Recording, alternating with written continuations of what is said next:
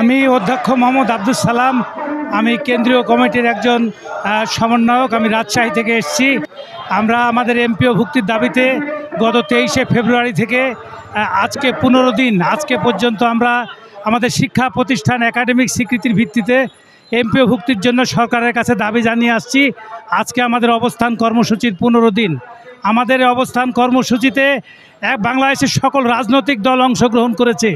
ফলে আমাদের দাবিটি বাংলাদেশের সকল রাজনৈতিক দলের দাবিতে পরিণত হয়েছে।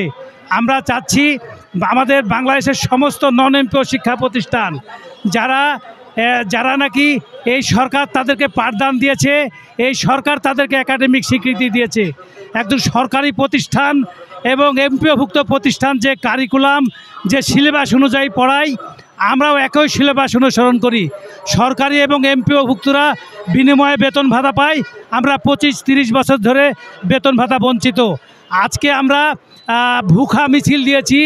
এই মিছিলের মাধ্যমে আমরা বাংলাদেশের সরকার এবং দেশবাসীর কাছে আমরা তুলে ধরতে চাই, দীর্ঘ 25-30 বছর ধরে আমরা বেতন ভাতা বঞ্চিত হয়ে আমরা কতটা বৈষম্যের শিকার, এটি আমরা আজকের ভুখা মিছিলের মাধ্যমে দেশবাসীকে সরকার প্রধানের কাছে তুলে ধরতে চাই।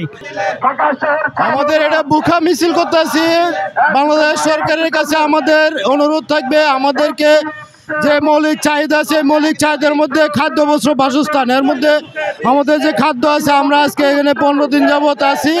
তো বাংলাদেশ সরকারের যে অনুরোধ থাকবে, আমাদের এমপিওর মাধ্যমে আমাদের সামাজিক মর্যাদা এবং পরিবার পরিজন নিয়ে যেন আমরা ভালোভাবে থাকতে পারি, সেই জন্য আমরা এই এমপিওর তাগিদে এসেছি, পেটের তাগিদে। তাই আমাদেরকে অতি দ্রুত এমপিও ভুক্তির মাধ্যমে আমাদের এই সমস্যা এবং পরিবার পরিজনের মুখে হাসি ফোটানোর জন্য অনুরোধ করছি। আমরা আজকে এই ভুখা মিছিল করতেছি, তারপরে আমরা আরও অনেক কর্মসূচি আছে। যতদিন না পর্যন্ত আমাদের এই এমপিও না দিবে, ততদিন পর্যন্ত আমরা এই রাজপথে থাকবো ইনশাল্লাহ। সবাই